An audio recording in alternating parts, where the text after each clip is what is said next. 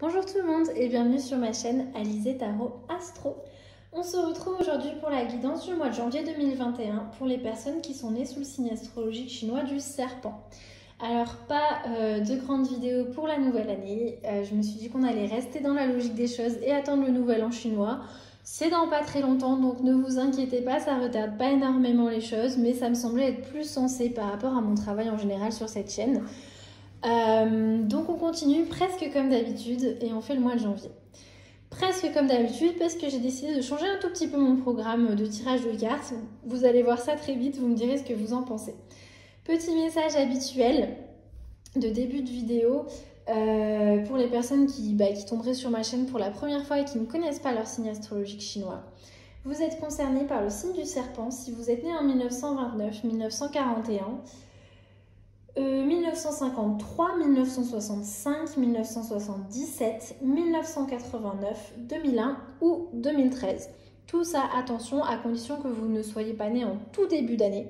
Si vous êtes né en tout début d'année, vous êtes peut-être concerné par le signe de l'année chinoise précédente, puisqu'il est effectivement question d'année chinoise, donc il y a un léger décalage par rapport à nous. Donc vous êtes peut-être concerné par le signe du dragon. Si vous avez le moindre doute, de toute façon, l'information se trouve très facilement sur internet et donc je vous invite à faire la démarche de votre côté, c'est très rapide et très facile. Allez, donc je vous présente le nouveau, entre guillemets, programme, vous allez voir, ça ne change pas énormément, mais voilà, j'avais un petit peu envie de changer de tirage. On va commencer en tirant une arcane majeure pour donner une teinte globale pour le mois de janvier 2021. Ensuite, on ira tirer seulement 4 cartes. Dans le Lucid Dreams Beginner Tarot de Saint-Soleil, toujours, parce que j'aime beaucoup ce tarot. Et enfin, ça ne change pas, on ira tirer une carte pour chaque élément avec un oracle. Et donc aujourd'hui, on travaille avec l'Animal Spirit de Kim Krans. Ceux qui me suivent depuis un moment, vous le connaissez, on l'a déjà vu au mois d'août, je crois. Ouais, au mois d'août, il me semble. Septembre, peut-être. Bon, en tout cas, voilà, dans ces eaux-là. On l'a déjà vu. Allez, du coup, on commence tout de suite. On va aller tirer une arcane majeure. On va aller voir, aller étudier la teinte globale de votre mois de janvier 2021.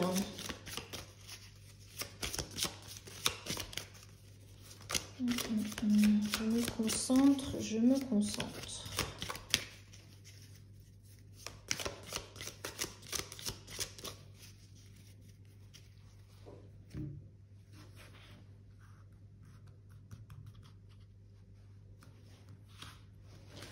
Là. Allez, on a le pape, ou le hiérophante, comme il l'appelle dans ce jeu. Je vous la montre de plus près avant de la poser. Alors, le pape vient nous parler de figure d'autorité. On est un peu presque dans l'énergie paternelle même. De figure d'autorité peut-être pour vous. Peut-être que vous allez vous placer en figure comme ça d'autorité par rapport à une certaine communauté, un certain groupe dans votre entourage. Peut-être que vous allez chercher cette figure d'autorité autour de vous ce mois-ci, ou peut-être que vous allez la reconnaître en quelqu'un ce mois-ci, ou peut-être, dernière option, que vous allez vouloir rejeter un petit peu dans une espèce de forme de rébellion toute figure d'autorité ce mois-ci. Je ne sais pas. En tout cas, on sent que ces notions de figure d'autorité vont venir vous travailler un petit peu ce mois-ci, pour le meilleur comme pour le pire. On va voir avec la suite du tirage si on a un petit peu plus d'éclairage. Allez, donc comme je vous expliquais, 4 cartes ce mois-ci. J'ai voulu rendre les choses un petit peu plus, comment dire, minimalistes. Je ne sais pas si ça va forcément vous plaire, mais bon, on va voir. Ici, on va avoir un objectif à poursuivre ce mois-ci, en tout cas qui serait intéressant de poursuivre ce mois-ci pour vous. Et en deuxième position, on va avoir un obstacle qui va se présenter sur votre chemin et qu'il faudrait chercher à surmonter. Là, elle s'est retournée, on va la prendre. La troisième carte va vous parler d'une ressource dans laquelle vous pouvez aller puiser des forces ce mois-ci.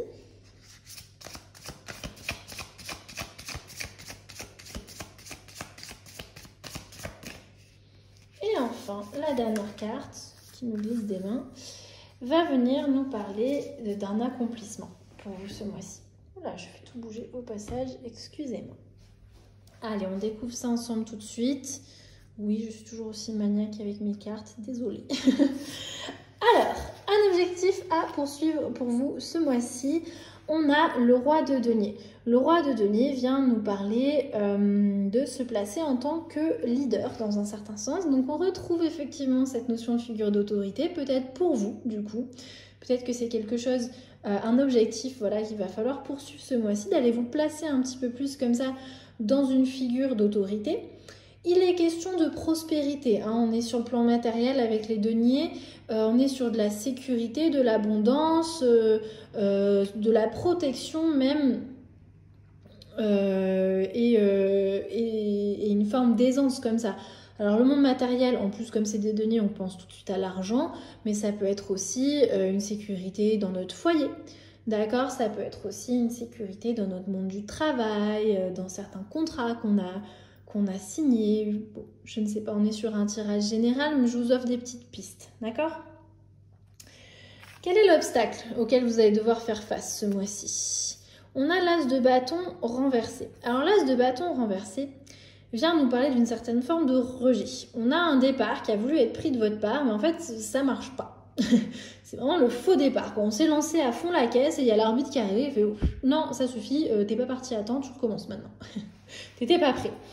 En tout cas, voilà, il y a des choses qui vont prendre du retard, il va y avoir des délais, il va y avoir des blocages, ça peut faire perdre un petit peu patience, des distractions, enfin, ça peut faire perdre de l'énergie, ça peut distraire, ça peut créer des blocages aussi au niveau créatif. Tout ça, ça entraîne beaucoup de frustration, quoi, en gros, hein.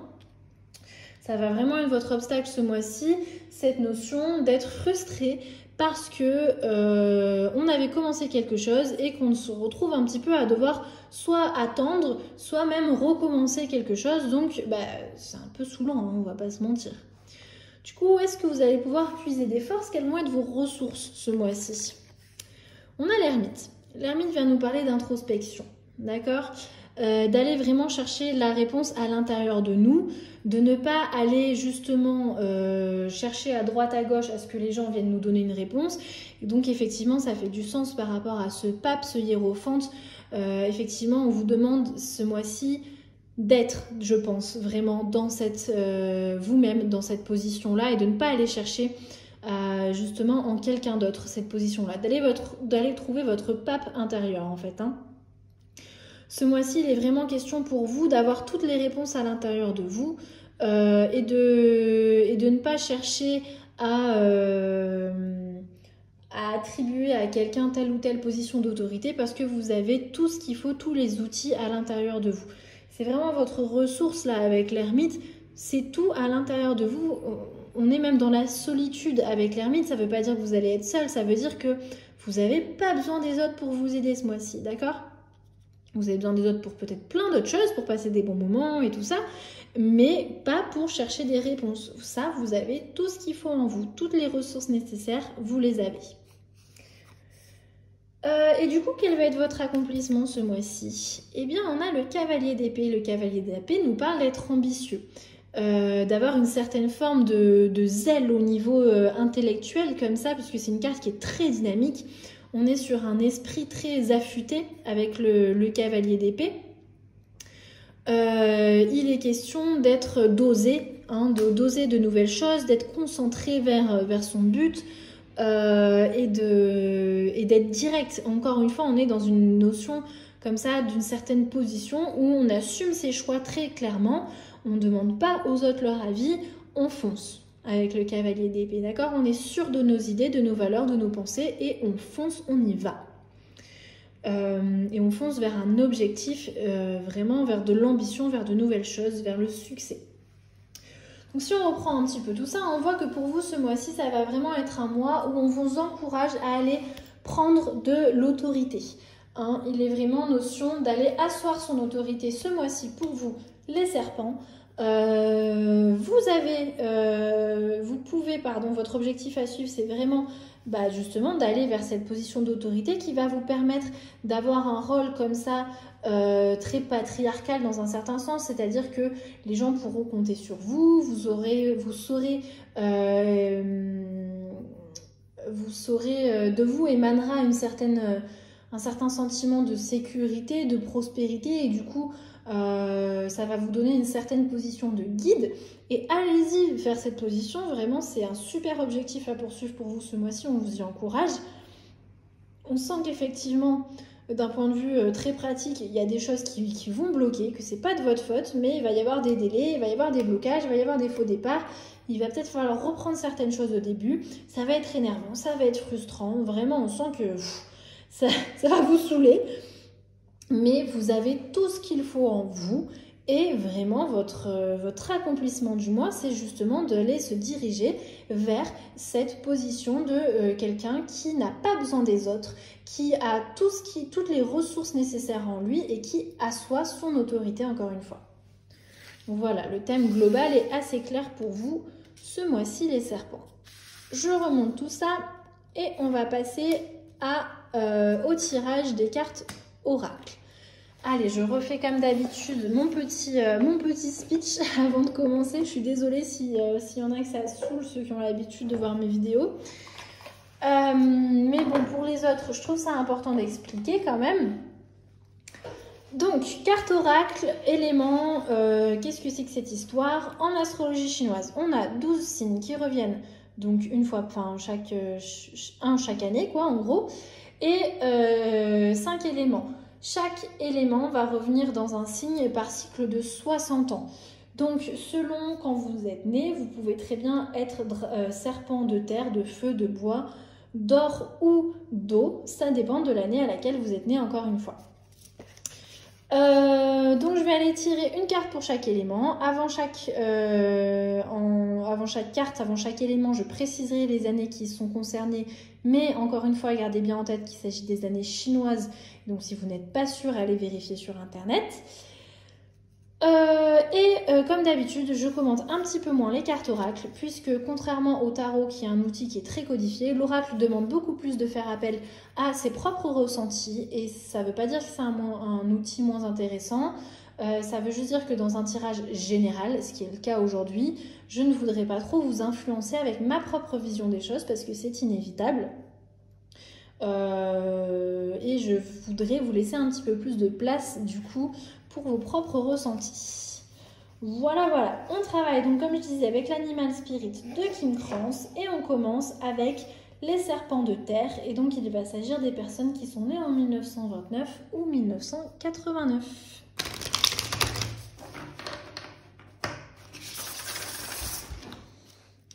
Allez, 1929, 1989, serpents de terre.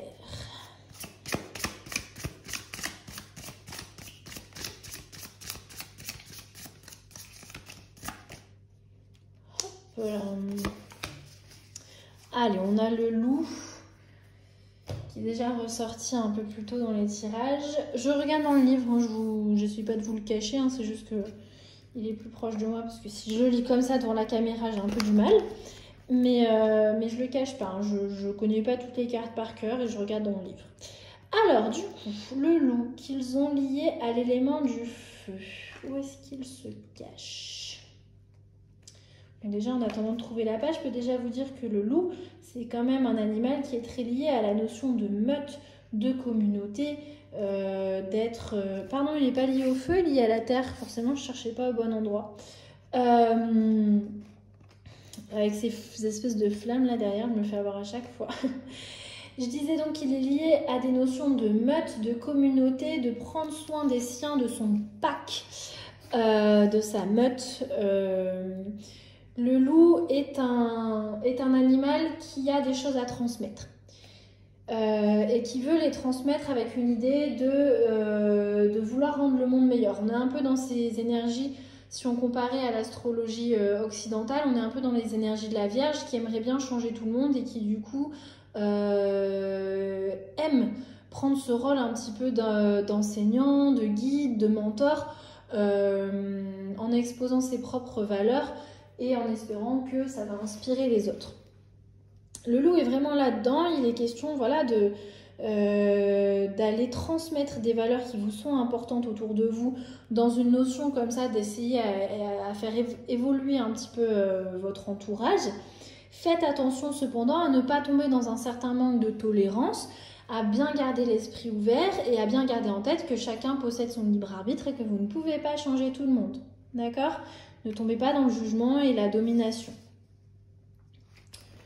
Voilà pour vous les serpents de terre. On va maintenant aller voir du côté des serpents d'or ou de métal.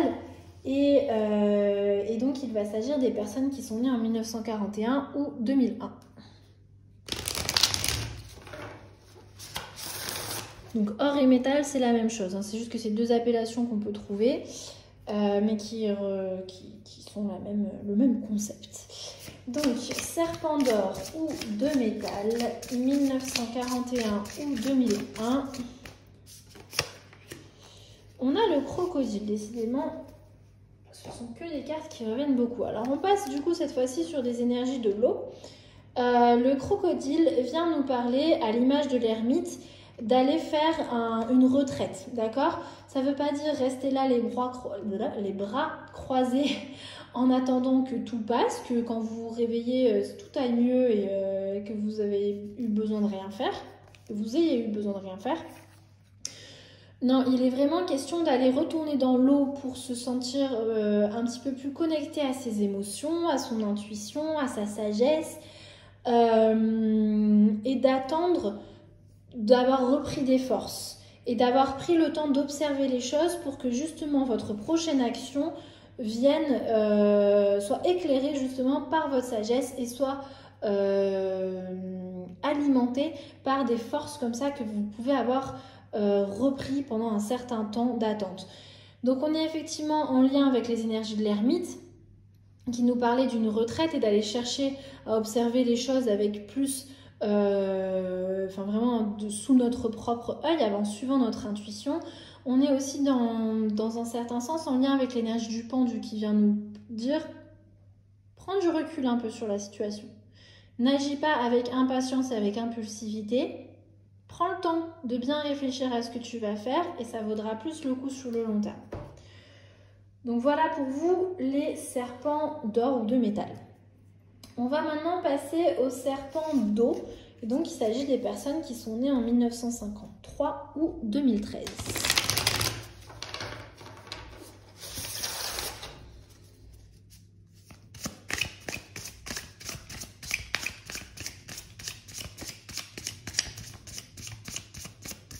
Allez, donc serpent d'eau, 1953 ou 2013. On a le tigre. Cette fois-ci, on est sur du feu. Que je disais des bêtises avec le loup là tout à l'heure. Alors, qu'est-ce qu'il vient nous dire le tigre? Je vous la montre de plus près. Le tigre est un animal qu'ils ont lié à l'énergie de la lune. On le voit, hein, l'astre est dessiné sur son front. La lune est souvent liée aux énergies féminines. Ça ne veut pas dire que si vous êtes un homme, cette carte ne vous concerne pas. Les énergies féminines et masculines, c'est quelque chose qu'on retrouve en nous dans beaucoup de croyances. C'est le yin et le yang, c'est le soleil versus la lune, c'est Artémis et Apollon. Voilà, c'est vraiment toute cette... c'est pas parce qu'on est un homme qu'on aura forcément plus d'énergie masculine, c'est pas parce qu'on est une femme qu'on aura forcément plus d'énergie féminine. C'est un équilibre entre les deux. Y en a qui vont être à un certain bout du spectre, d'autres à l'opposé, d'autres qui seront plus équilibrés, plus au milieu. Et ça, que vous soyez né homme ou femme, ça ne va rien changer à justement où est-ce que vous vous situez dans ce spectre.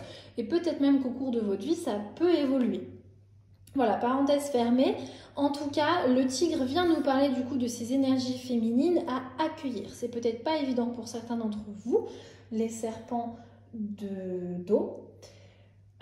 Parce qu'il est question d'aller s'aventurer un peu dans des domaines qui ne mettent pas forcément toujours à l'aise et qui font un peu peur. Le tigre, c'est un animal qui chasse la nuit, dans la pénombre, qui se fait juste éclairer par un petit rayon de lune. mois de janvier, effectivement, on est dans une période de l'année où la pénombre est très très présente. On vient de passer le solstice d'hiver, donc ça y est, les jours recommencent à rallonger, mais avant qu'on voit une réelle différence, il faut bien laisser passer au moins le mois de janvier. On est encore dans des nuits très longues pendant le mois de janvier. Plutôt qu'en avoir peur, plutôt qu'avoir peur de l'inconnu, de la pénombre, de ce qu'on ne peut pas forcément voir, essayez d'accueillir ça et justement d'en profiter pour faire naître un peu votre pouvoir dans le sens de votre créativité, votre intuition. Vous mettez ce que vous voulez derrière, mais acceptez le silence, acceptez la noirceur, acceptez la pénombre, acceptez le calme et vous verrez que vous allez en tirer une grande force. Ce message rejoint fortement celui du crocodile pour vos amis les serpents d'or, mais encore une fois, il rejoint aussi énormément le message de l'ermite qui est éclairé que de sa petite lanterne là. Hein. Il retourne dans sa cave, dans sa grotte, il va pas faire très chaud ni ça va pas être très lumineux non plus. Il n'a pas besoin, au contraire, il a besoin justement de cette pénombre-là parce que c'est qu'une fois qu'on y va qu'on peut justement trouver l'étincelle qui nous manquait. Et donc, il ne faut pas en avoir peur. Voilà pour vous les serpents d'eau. On va maintenant passer aux serpents de bois. Et donc, il va s'agir des personnes qui sont nées en 1965.